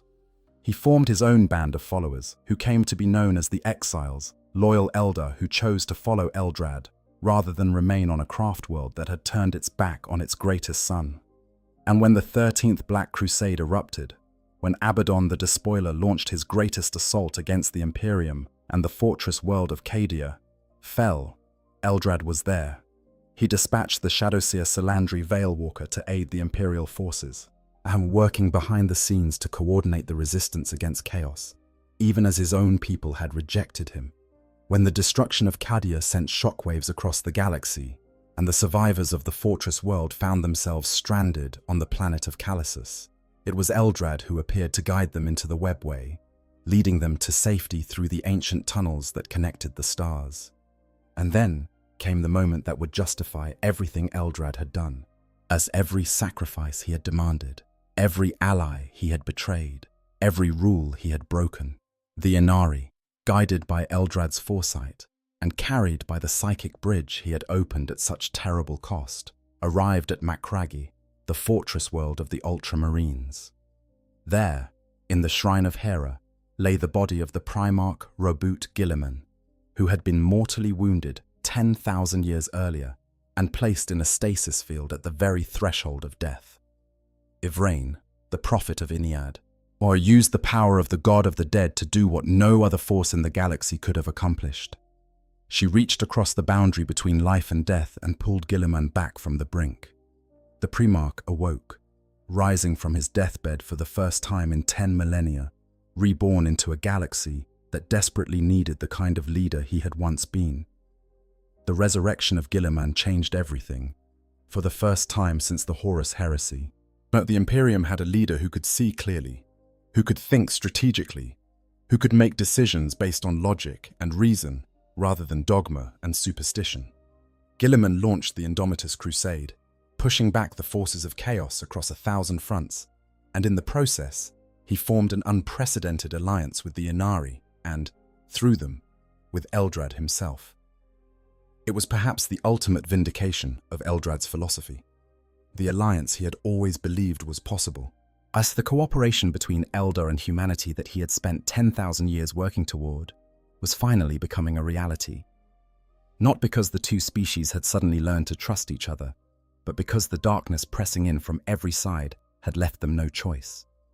Eldrad assigned a personal Eldar liaison to Guilliman, complete with dire Avenger bodyguards, ensuring that the Primarch had access to Eldar intelligence and counsel. It was a gesture of extraordinary significance, and a tangible demonstration that the oldest and most powerful Farseer in the galaxy believed that the future of the Eldar and the future of humanity were intertwined. And eventually, despite the sentence of exile that hung over him, Eldrad returned to Ulthwé. When a combined force of Slaaneshi and Tsenchian demons invaded the poorly defended craft world, it was Eldrad and his exiles who came to its rescue. The Seer Council, despite everything that had happened, despite the exile and the accusations and the bitter recriminations, accepted his help. Because when your home is burning, you do not turn away the firefighter, even if he is the one who lit the previous fire. Eldrad helped drive the demons from Ulthwé, and in the aftermath, a fragile peace was established. The craft world was now divided into 3 factions: the Seer Council, which continued its traditional role of defending against chaos; the Exiles, led by Eldrad, yet who were deeply involved with the Inari; and a growing faction of ordinary Eldar who had been drawn to the Inari cause on their own. It was not harmony, it was not forgiveness, but it was survival, and for Eldrad, survival was always enough. The crystallization and the legacy of the eldest seer. And now we come to the present, or as close to it as the swirling currents of fate allow us to perceive. Eldrad Ulthran stands at the twilight of his existence, ancient beyond measure, and his body slowly surrendering to the same crystallization that claims all Farseers in the end. His movements have grown slower, He spends long days in the dome of crystal seers, communing with the spirits of the dead, his physical form becoming translucent at the edges, the crystal growing within his blood like frost on a window pane. If you could see him now, you would notice the changes. The skin of his hands, once smooth and pale as all Eldar skin, now carries a faint translucence, like fine porcelain held up to a candle. When the light catches him at certain angles, you can see the crystal formations beneath the surface, tiny geometric patterns that spread slowly outward from his joints and his extremities, claiming his flesh one cell at a time. His fingers, those long, elegant digits that once danced across the strings of whatever instrument he played in his youth, now move with a careful deliberation that speaks of joints that are no longer entirely flexible, mere of tendons that are hardening into mineral as surely as the wraithbone trees in the dome around him. But his eyes remain clear. His mind remains sharp. The psychic fire that burns within him shows no sign of dimming, even as the vessel that contains it slowly turns to glass. It is as if the crystal is claiming only the physical, only the material, leaving the essential spark of consciousness untouched and undimmed. Whether this is by design or by accident, whether Eldrad is actively resisting the crystallization of his mind, even as he permits the crystallization of his body, is a mystery that only he could answer, and he has never been inclined to share. The process has been remarkably slow in Eldrad's case. Other Farseers have crystallized completely after just a few thousand years. Eldrad has endured for over 10,000, and while the crystal is advancing, it has not yet claimed him entirely. Whether this is due to some innate quality of his biology, some secret technique he has developed, or simply the sheer force of his will refusing to submit to the inevitable, is a question that the lore does not definitively answer. What we do know is that Eldrad has foreseen the moment of his final crystallization, has seen himself retiring his soul to mingle with those of his ancestors in the Infinity Circuit. And he has denied that fate, pushing it back, delaying it, fighting against the natural progression of his own biology with the same stubborn determination that has characterized his entire existence. Because there is still work to be done. There is always more work to be done. In recent years, Eldrad's focus has been on the Inari and their quest to fully awaken Iniad. The path to the god's complete manifestation requires the collection of 5 ancient artifacts known as the Kronzords, are powerful weapons that were scattered across the galaxy millennia ago. Together with Yvraine and the Inari, Eldrad has been searching for these artifacts, traveling to some of the most dangerous places in the galaxy in pursuit of the weapons that could save his people from Slaanesh's eternal hunger. He accompanied Yvraine and a Saimhan war host to the world of Zaisuthra in an attempt to discover the last Kronzord, though the mission was ultimately unsuccessful. He encountered the Slaaneshi demon Nakari while exploring the Falls of Unshed Tears within the Webway, a being that attempted to trick him into surrendering his soul. Eldrad was able to resist the demon's deceptions and drink from the falls, gaining a vision of Iniad's rise and the full awakening of the Necrons. This vision also revealed that Craftworld Saimhan holds special significance for the events to come, though the full meaning of that revelation remains unclear. But even as Eldrad continues to push forward, there are signs that the road ahead is not as clear as it once was. According to more recent accounts, Eldrad has begun to drift from the Inari cause, or at least from Yvraine's leadership of it. He believes that Yvraine has become increasingly desperate, too willing to sacrifice Eldar lives in pursuit of her goals. It is a fascinating reversal. The master manipulator who has spent 10,000 years sacrificing lives for the greater good, now expressing concern that his ally is being too reckless with the lives of their people. Or perhaps it is not a reversal at all. Perhaps it is simply the latest expression of the same core principle that has guided Eldrad from the beginning, the survival of the Eldar above all else. Yvraine's desperation, her willingness to spend Eldar lives in pursuit of a prize that may or may not be achievable, but may simply be crossing a line that even Eldrad is not willing to cross. There is a difference, after all, between calculated sacrifice and reckless expenditure, and Eldrad has always been very careful about which side of that line he stands on. What does the future hold for Eldrad Ulthuan? The honest answer is that no one knows, not even Eldrad himself, though he probably comes closer than anyone else to seeing it. Yet the galaxy is changing in ways that even the most powerful Farseer cannot fully predict. The Great Rift, that massive warp storm that tore the galaxy in two after the destruction of Cadia, has fundamentally altered the landscape of power and possibility. New threats are emerging from every direction. The Necrons are awakening. The Tyranids are advancing. The forces of chaos are stronger than they have been in 10,000 years. And at the center of all this chaos, we are standing on the bridge of a craft world that has been his home for longer than most civilizations have existed. An ancient Eldar slowly turns to crystal and refuses to die. There is something profoundly moving about Eldrad's story, something that transcends the specific details of battles and manipulations and galactic politics. At its core, it is a story about the lengths to which a single individual will go to protect what they love. Eldrad does not fight for glory. He does not fight for power. He does not even fight for himself. He fights for the 10,000-year-old memory of what his people once were and the fragile, flickering hope of what they might yet become. He fights because someone has to, and because no one else can see what he sees. He is the greatest Farseer the Eldar have ever known, a being of such psychic power that he can break titans, boil the blood of demons, and slay kings and heroes without number.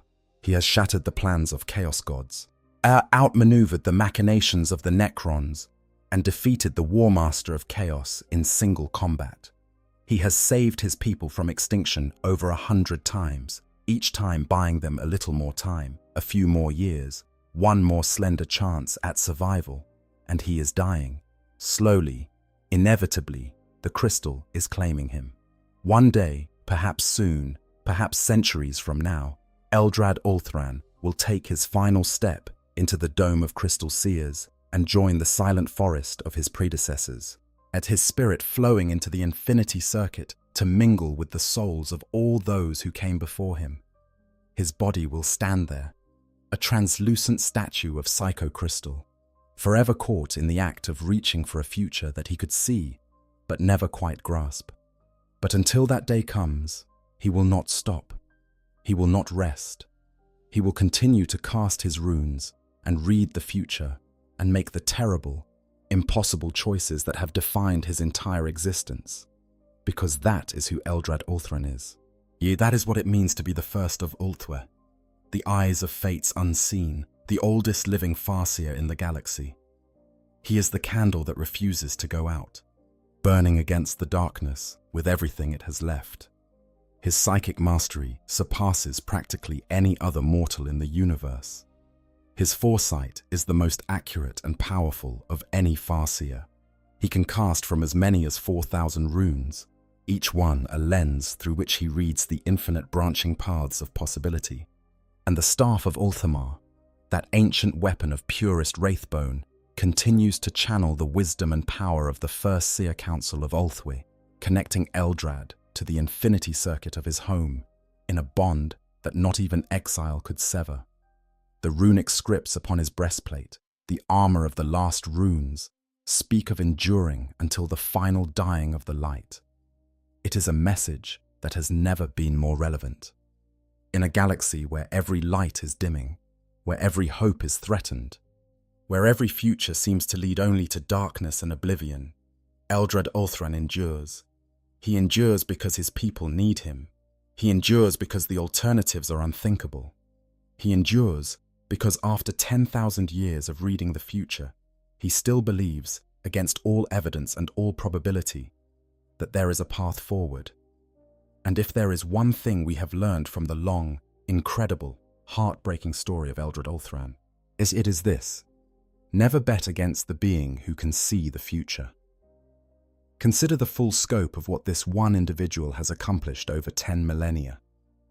He formalized the path of the seer, transforming the Eldar's psychic traditions from wild prophecy into disciplined craft.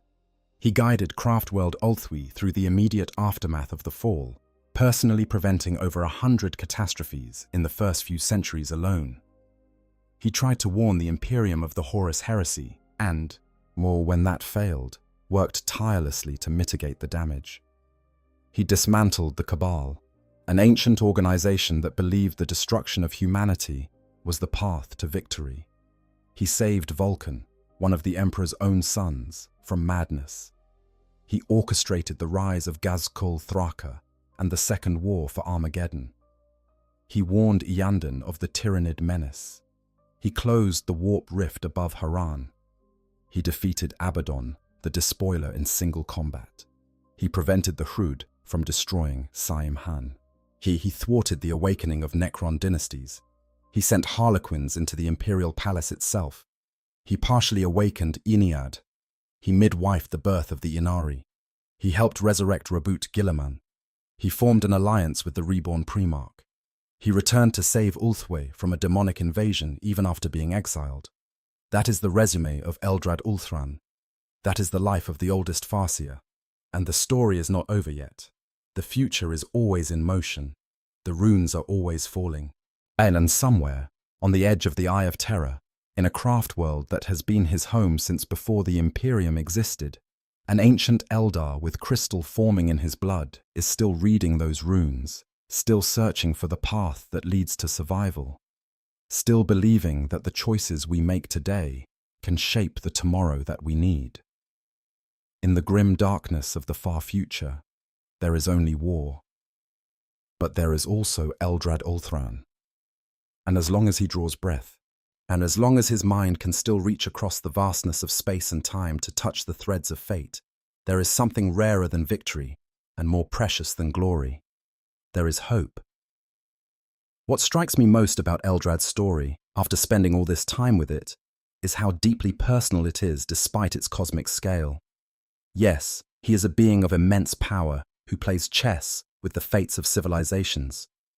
Yes, and his decisions have shaped the course of galactic history in ways that most beings cannot even comprehend. But beneath all of that, beneath the runes and the prophecies and the millennium-spanning schemes, there is a being who started his life as a musician and ended it, if it can be said to be ending, as the loneliest creature in the galaxy.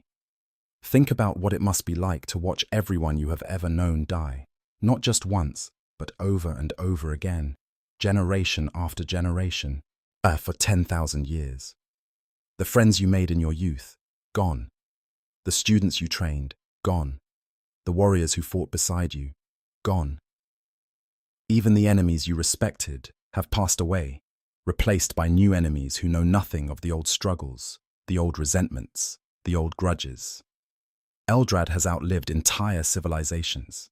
He has watched empires rise and fall like tides on a beach, each one washing away the sandcastles that the previous one built.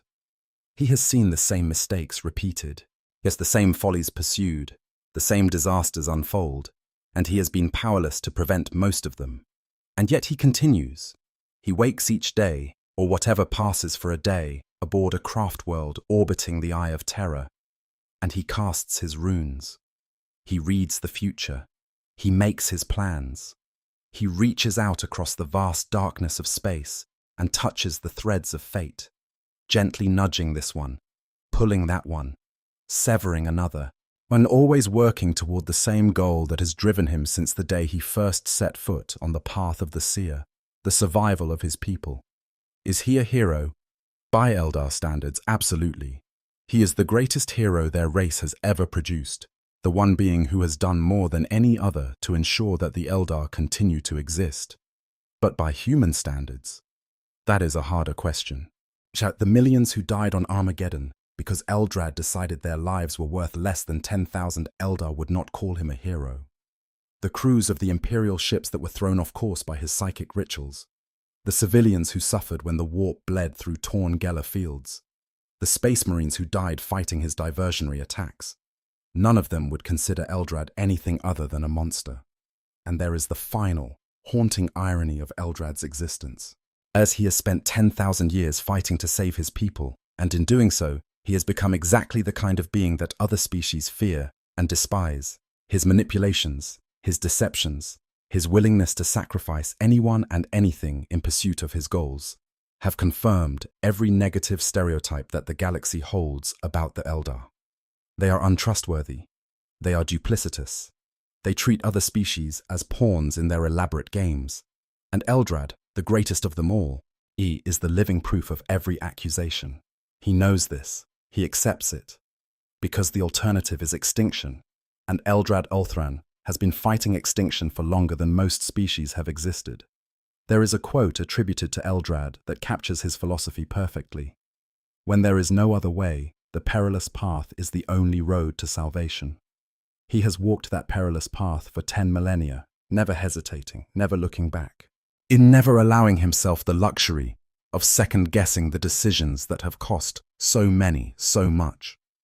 The path has brought him here, to this moment, crystallizing and exiled and still fighting, still scheming, still believing in a future that the rest of the galaxy has largely given up on. Perhaps that is what truly sets Eldrad apart from every other being in the grim darkness of the far future.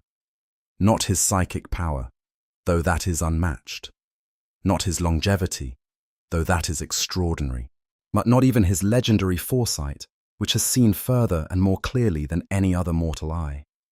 What sets Eldrad apart is his refusal to accept that the story is over. In a galaxy where despair is the default, where every faction is convinced that the end is near and the darkness is closing in, Eldrad Ulthran looks into the abyss and says, "Not yet." And then he reaches into the swirling chaos of possibility and pulls out another tomorrow, one more day, one more year, one more century, one more chance. That is the legacy of Eldrad Ulthran, the first of Ulthwe, the oldest Farseer, the being who has carried an entire race on his crystallizing shoulders for 10,000 years and refuses to put them down. And that, friends, is the story of the oldest living Farseer in all of Warhammer 40k. I hope you enjoyed tonight's deep dive into one of the most complex, most fascinating, and most consequential characters in the entire setting. If you did, please consider hitting that like button and subscribing to Q on 40,000. Every subscription helps us continue making these deep, detailed explorations into the lore that makes this universe so endlessly compelling. Drop a comment letting me know what you thought and who you would like us to cover next. Until next time, sleep well, and may your own paths through fate be kind to you. Take care. I hope you guys enjoyed the story. Make sure to hit the subscribe, like, share button, whatever you want. Give me some feedback if there's any. And yeah, sleep well.